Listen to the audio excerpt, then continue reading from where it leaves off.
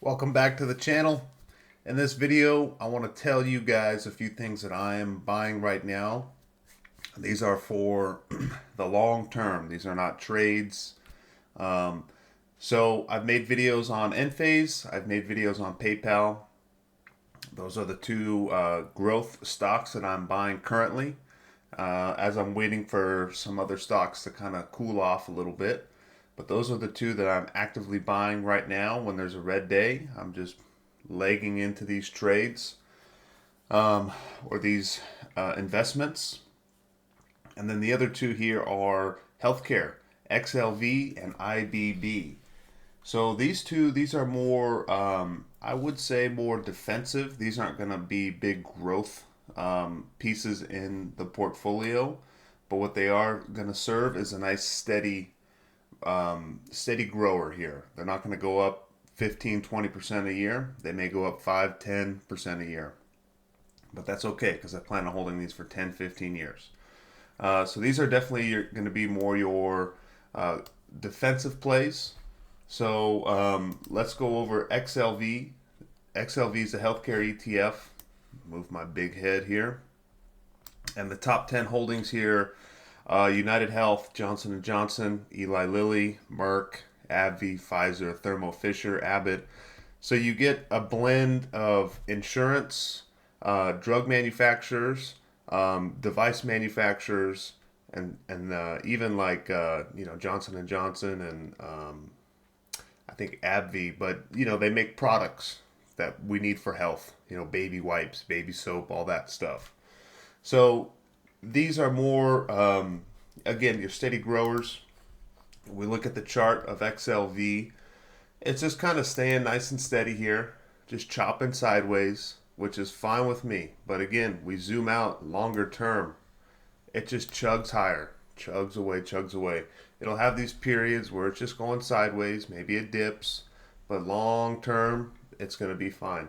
And you notice when there's a big crash in the market, like in COVID, boom, skyrockets out.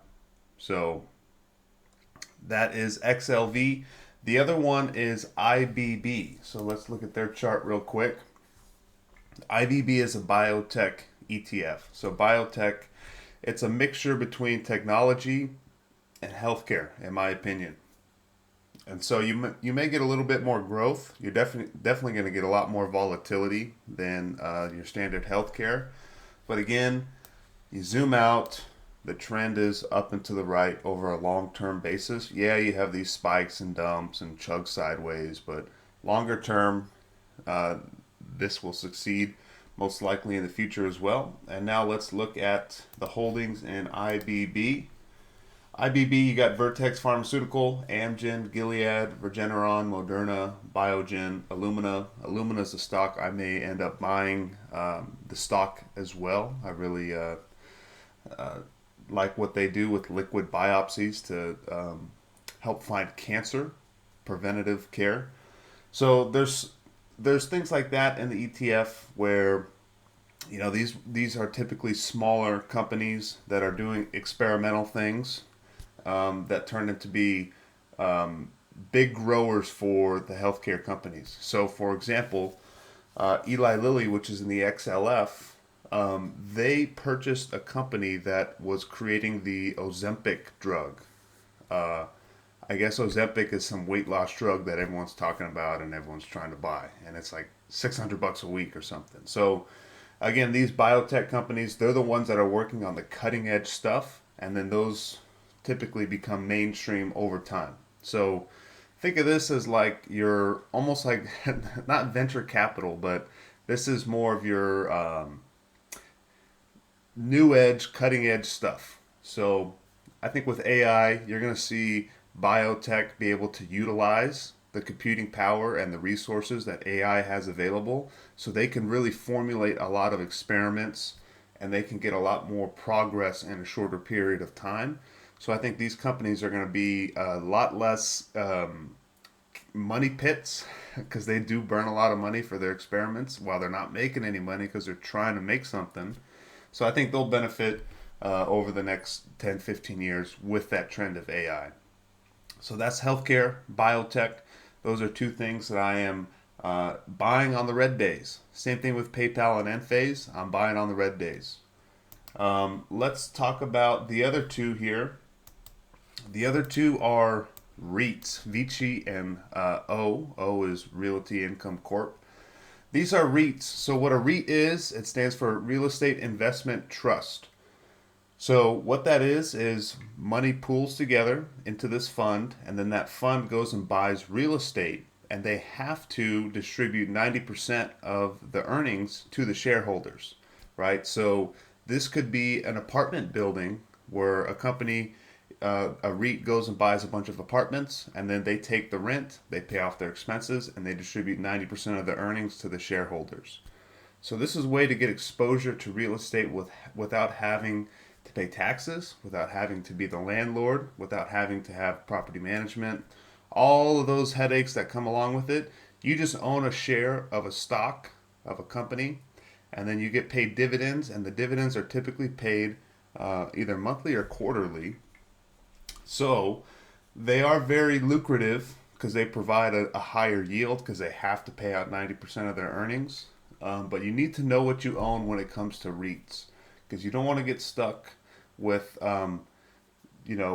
commercial real estate in the office building sector, or you don't want to get stuck with some business like property that is not going to be around for a long time.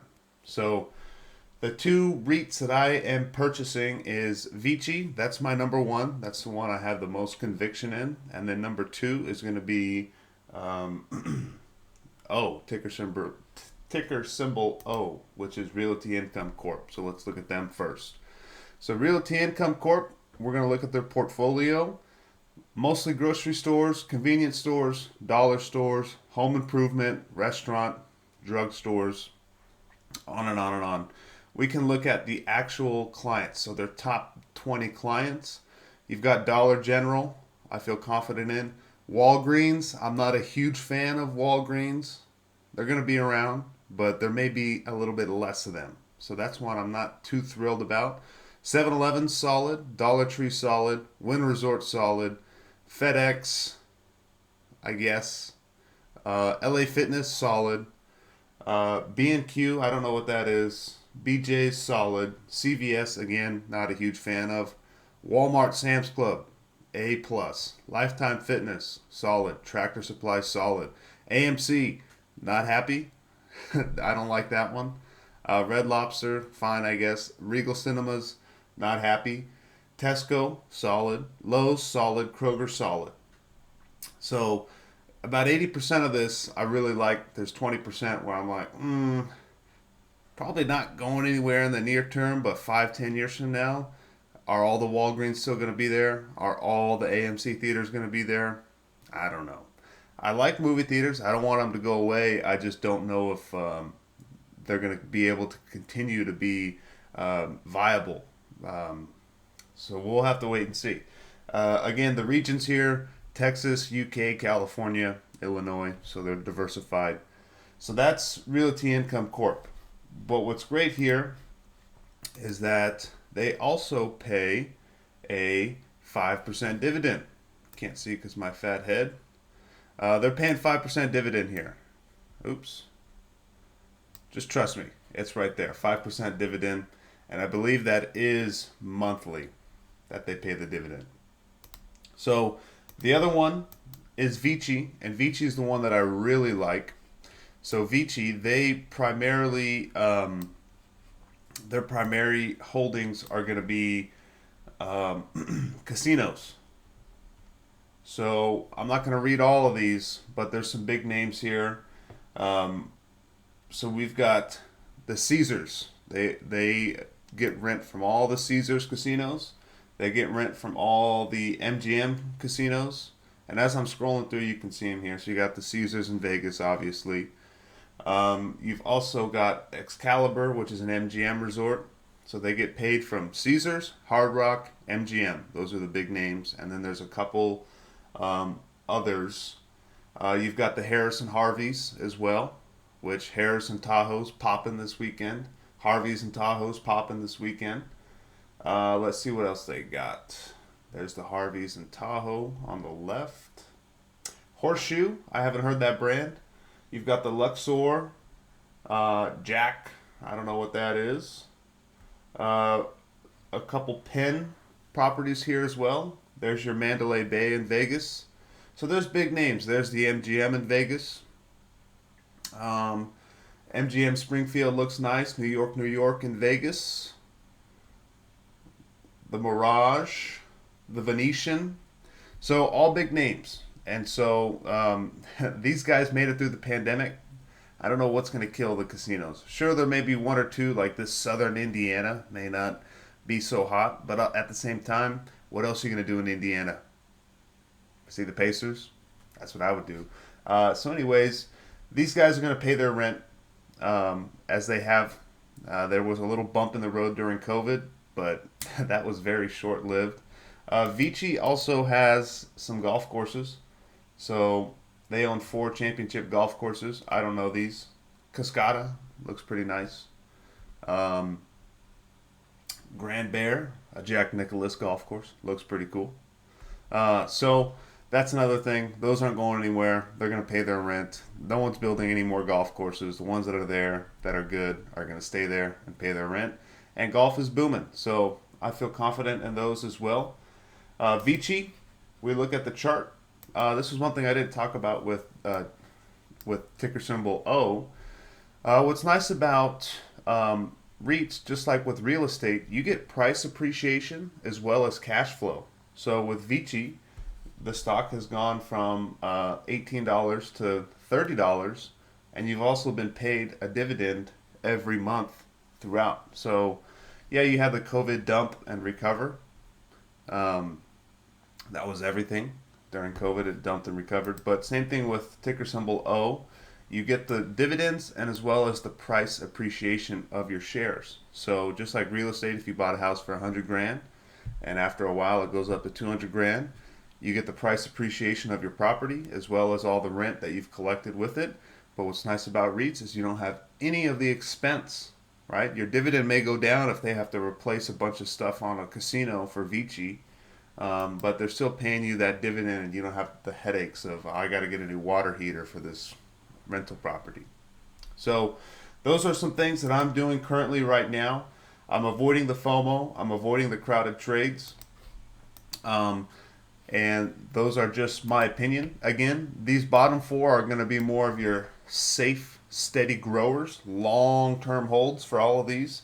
PayPal and ENPH, great companies. Those are going to be more of your growth style. Um, so I hope this gives you guys some ideas, some things I'm thinking about. Have a great weekend, everybody. Sharpen those pencils. We got earnings coming up next week. Till then, peace out.